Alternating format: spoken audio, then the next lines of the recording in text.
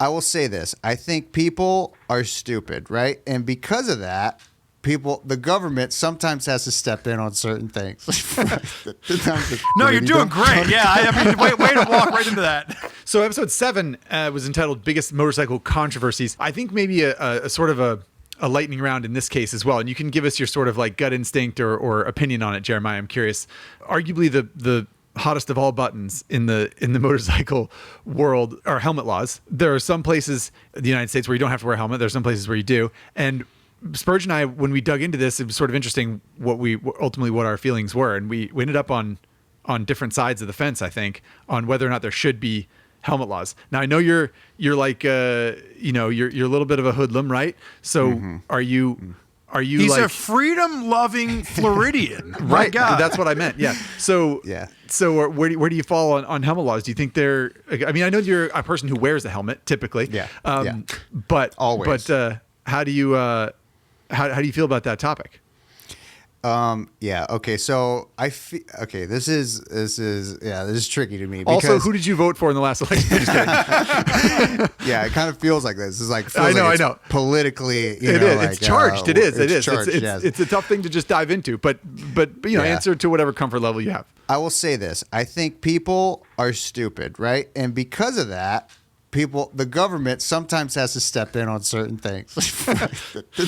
No, you're doing great. Yeah, I mean, way to walk right into that. No, I think like, okay, I think you should be able to do whatever you want, man. If you don't want to wear a helmet, don't wear a helmet. That's on you. I also feel like if you don't want to wear a seatbelt, don't wear a seatbelt. But I think part of the problem comes into this, which is like the political part of it, I think, is like, well, who pays for you if something happens and you don't have insurance, right? That's the thing where it's just like, well, if you want to do that, accept that responsibility, but I'm not gonna pay for your medical bills. You wanted to look cool as hell, buddy. You looked cool as hell. But that doesn't mean when you spill it, I'm gonna pay for your medical bills. But yeah, I think you should be able to, rock no helmet. I would never do that. This is literally the only thing the reason I have a job is this dumb face. So if I could wear 2 helmets, I'd wear 2 helmets to just protect everything up here. But yeah, that's what I would say. So slightly less controversial, but a fun one, I think. Speaker systems on motorcycles. So touring bikes, like big BMWs, Harleys, stuff like that, they have sound systems, right, where you can like roll down the road and you can, whatever, you can listen to NPR if you want to. You can listen to gangster rap. You can listen to country, whatever your poison is. The day I hear someone blast NPR on a motorcycle, I'm calling you up and be like, "Hey, it happened." It happened. If you take enough rides with Ari Henning, you'll hear it eventually. Wow. We were coming back from somewhere one time on touring bikes, and it was super late and we were falling asleep, and I remember being next to him in traffic and I could hear like Terry Gross at volume level 11. He was like trying to stay awake, which is funny. Anyway, so do you have a strong feeling about that? Like, have you ever ridden a bike with a sound system? Did you like it? Did you think it was fun? Do you think it was stupid? Where do you fall there? I have not. I've never ridden a bike that has a stereo, but I quite enjoy when I see bikes come through me here, and I live in South LA Inglewood area, so we got a lot of daggers with speaker systems, and I love it. It's just this I like when people are happy, and if it makes them happy, sure. Nice. Okay. That's fine. Yeah. What if their happiness infringes on your happiness? Like, what if I feel like that's a me problem then. If I'm getting upset about some guy's music, well, then I got something deeper going on, and I'm like projecting and I'm putting it out on them. But someone enjoying themselves shouldn't make me upset. That's something going on at the house. I'm gonna bring this back up next time Zach goes off on motorcycle speakers. I'm gonna be like, Zach, what's really going on? Yeah, exactly. Tell me who really hurt you. I obviously have some reflecting to do. That's a hot take. I like it. Next one is motorcycles being considered another vehicle on the road and having to pay, motorcycle having to pay the same parking meter prices, the same toll on a bridge, the same entry fee to a national park, something like that. Have you experienced that at all? Like, do you ever get miffed when a parking garage is like, hey, why don't you pay the same amount as that Chevy Suburban? And you're like, come on, man. Yeah. Never paid a parking garage fee on a motorcycle. Nice. Never will. ever in my life, I'll Florida man it and I'll drive around the gate. I do not care. A part of it is I'm freeing up traffic and I'm not giving as much emission or putting out as much toxic gas into the world. I'm whatever. No, dude, I risk my life, especially here in LA. If I'm riding around, I get free parking and I get no tolls and I get to ride in the HOV lane. That's just non-negotiable. I like it. So I don't know. And by the way, I don't know which side you guys stand on these. I know. These things. I think that's funny. So I feel like I'm looking at your face to be like, am I okay? Or are they? Well, no, like, it's interesting because we really, there were some of these where when we were doing the pre-production for this episode, I'm like, I got to go back and re-listen to this to see like what was my answer for this. I know Zach and I were a bit divided. I was more of, for helmet law, I was more of your side of things where I was like, I don't think there should be a law. If people are going to be dumb enough to go out and do it, go ahead. Zach was a little bit more like, no, we need to protect people from themselves. I think with speakers, we were a bit flip-flopped.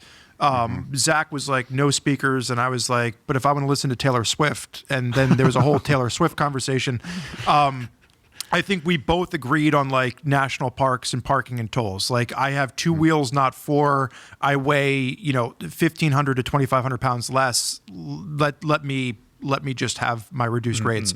The one that Zach and I were both in alignment on, and I want to get your take on this.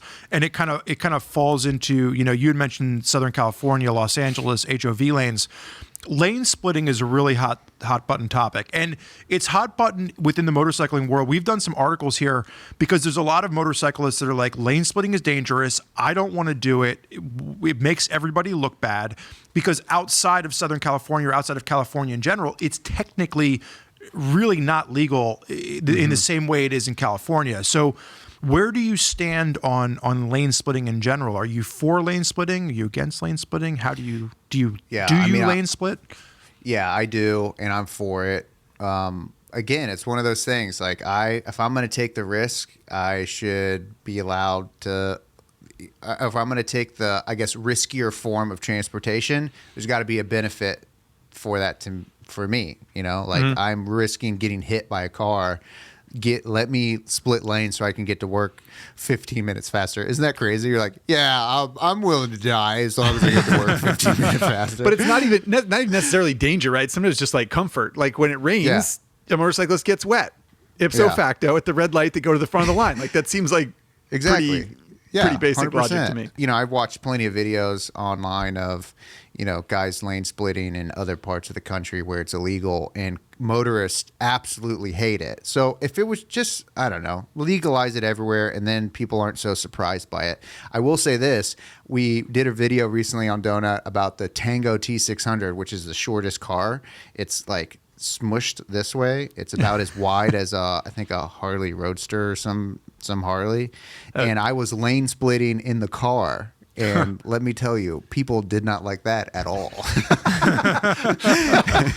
So even Californians who are used to motorcycles lane splitting were not happy about me using a car to lane split. And which they were I like, guess oh, hell no. Yeah, they were like, oh, hell no, which technically is legal. I want to round out that particular question with, do you find yourself riding your motorcycle more because you can lane split and get to work 15 minutes sooner? Like if lane splitting wasn't legal in Southern California, would you be jumping in the Lexus more for work or would you still ride the motorcycle as much? Yeah, 100%. So I live about 8 minutes from my office here in Inglewood. So I drive my car to work because the risk isn't worth the time savings of me getting to work. I get there so quick, it doesn't matter. So when I had to commute further away, when we had a different office on the other side of town, rode motorcycle every single day, got there quicker, got home sooner.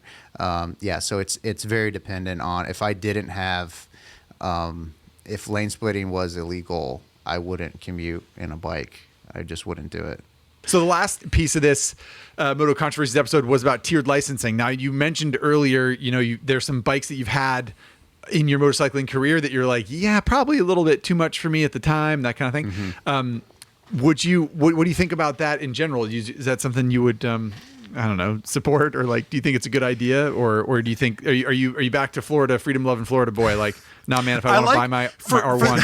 For those of you listening to this as a podcast and not watching the video, Zach's doing like Samity Sam finger guns in the air every time he talks about Florida, which I think is just priceless. Fun fact: Yosemite Sam is actually from Florida, not California. Just so you guys know. Yeah, I completely made that up, but it doesn't seem right. Anyway, tiered licensing. I didn't know that, and I was like, "Yeah, it makes sense." Yeah. I thought he was from Texas, but what do I know? Texas and Florida are like the same thing. Yeah, I mean, here I think tiered licensing is probably good, but will never happen ever. It just won't happen. I don't ever see it being a thing that actually gets through legislation or anything like that. Maybe I'm wrong and it will, but I think it's probably a good idea. I mean, I don't think a 16-year-old, and I don't know what the law, to be honest, I'm pretty ignorant here. How old can you be to buy a motorcycle now? 16. You just have to have a license, I think. Yeah. As long as you go get a license, you can go out and get you a H2R. Get yourself a Busa. Or a Busa. Yeah. See, probably not the best idea. Right, I would never, if I had a son, I would be furious if he went out and bought a bike that could do 200 miles an hour. But What if you had a daughter? Yeah, or daughter. Yes, yeah. Actually, no, I take that back. She would be sick as heck on that thing. Yeah, no, I don't know. I wouldn't want. I don't think it should be a first bike. But I think like that's just like common sense. But it goes back to the helmet thing. People sometimes need, quote unquote, some guidance in some of this, and so you got to put rules in place, or else it's just ultimate chaos. And some people don't have common sense, and you have to remind yourself of that. Yeah. Hey, I work in the YouTube space. I see people's comments. I know what's going. I know the common sense level. Yeah, I know. So I don't know. It would be good because I imagine there's probably a pretty good percentage of under 18 or sub 21 deaths on motorcycles, and it could be because of the bike that they're on. So no one wants to have a person who's just getting into the sport or whatever you want to call it not be around. But I just don't see it ever being a thing. Little sub bullet, only because you brought it up. I think we talked about this with Ryan Fortnite. Do you ever obviously we work for YouTube, right? So you let most of the just roll off your back. Do you ever get one of the comments where you're like, "Oh, that hurt"? Like, hurt. It just like they just stings. Man. I'm a hardened LA comedian. I've had live audiences do that for me for a long time, where it just doing stand up in front of people that don't laugh at you at all. That'll really give you a thick skin. So there's no comment out there that someone has left where I'm just like, "Oh, come on, that hurts." No, never. I like it. Not yet, but that's not to say that I don't put the challenge out there to people. Right. Bring it on. Okay, right. I want to cry at night. There are people cracking their knuckles right now. They're like, wait to see what I have to say about you, boy. Start typing right below.